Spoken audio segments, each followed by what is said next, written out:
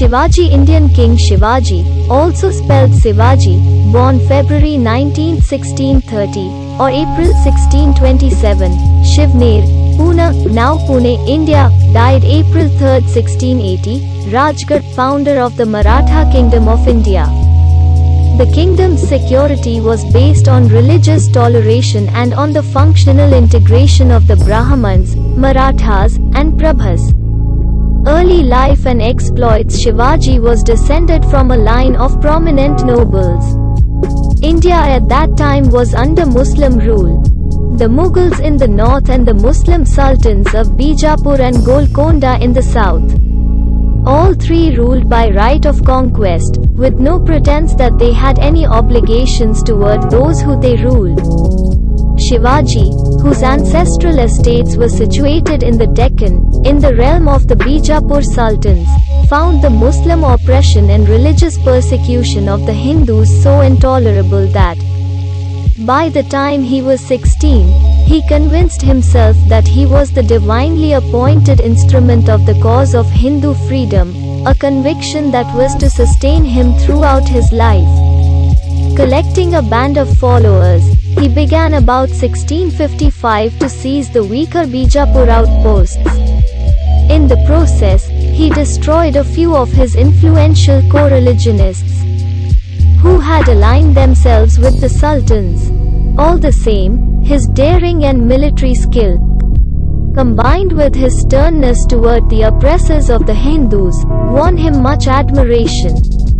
His depredations grew increasingly audacious, and several minor expeditions sent to chastise him proved ineffective. When the Sultan of Bijapur in 1659 sent an army of 20,000 under Afzal Khan to defeat him, Shivaji, pretending to be intimidated, enticed the force deep into difficult mountain terrain and then killed Afzal Khan at a meeting to which he had lured him by submissive appeals.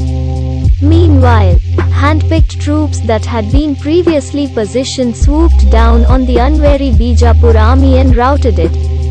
Overnight, Shivaji had become a formidable warlord, possessing the horses, the guns, and the ammunition of the Bijapur army. Alarmed by Shivaji's rising strength, the Mughal Emperor Aurangzeb ordered his viceroy of the south to march against him. Shivaji countered by carrying out a daring midnight raid right within the viceroy's encampment, in which the viceroy lost the fingers of one hand and his son was killed. Discomfited by this reverse, the viceroy withdrew his force. Shivaji, as though to provoke the Mughals further, attacked the rich coastal town of Surat and took immense booty. Aurangzeb could hardly ignore so flaunting a challenge and sent out his most prominent general, Mirza Raja Jai Singh, at the head of an army said to number some 100,000 men. The pressure that was exerted by this vast force, combined with the drive and tenacity of Jai Singh, soon compelled Shivaji to sue for peace and to undertake that he and his son would attend Aurangzeb's court at Agra in order to be formally accepted as Mughal vassals.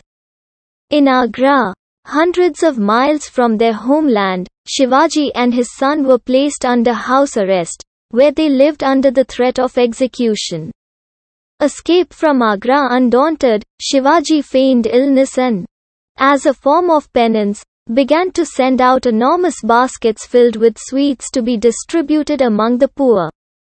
On August 17, 1666, he and his son had themselves carried past their guards in these baskets. His escape, possibly the most thrilling episode in a life filled with high drama, was to change the course of Indian history. His followers welcomed him back as their leader, and within 2 years he not only had won back all the lost territory but had expanded his domain. He collected tribute from Mughal regions and plundered their rich cities. He reorganized the army and instituted reforms for the welfare of his subjects.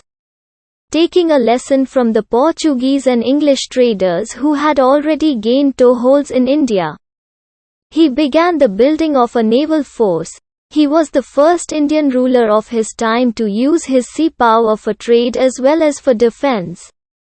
Almost as though prodded by Shivaji's meteoric rise, Aurangzeb intensified his persecution of Hindus. He imposed a poll tax on them, connived at forcible conversions, and demolished temples, erecting mosques in their places. Independent sovereign in the summer of 1674, Shivaji had himself enthroned with great fanfare as an independent sovereign. The suppressed Hindu majority rallied to him as their leader. He ruled his domain for 6 years, through a cabinet of 8 ministers. A devout Hindu who prided himself as the protector of his religion, he broke tradition by commanding that 2 of his relatives, who had been forcibly converted to Islam, should be taken back into the Hindu fold. Yet even though both Christians and Muslims often impose their creeds on the populace by force, he respected the beliefs and protected the places of worship of both communities. Many Muslims were in his service. After his coronation, his most noteworthy campaign was in the south, during which he forged an alliance with the sultans and thereby blocked the grand design of the Mughals to spread their rule over the entire subcontinent. Shivaji had several wives and 2 sons. His last years were shadowed by the apostasy of his elder son, who, at one stage, defected to the Mughals and was brought back only with the utmost difficulty. The strain of guarding his kingdom from its enemies in the face of bitter domestic strife and discord among his ministers hastened his end. The man that British politician and author Thomas Babington Macaulay, later Baron Macaulay of Rothley, called the Great Shivaji, died after an illness in April 1680.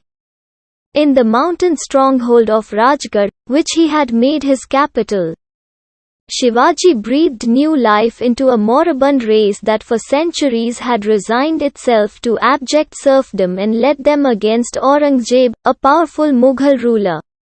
Above all, in a place and age stained by religious savagery, he was one of few rulers who practiced true religious tolerance.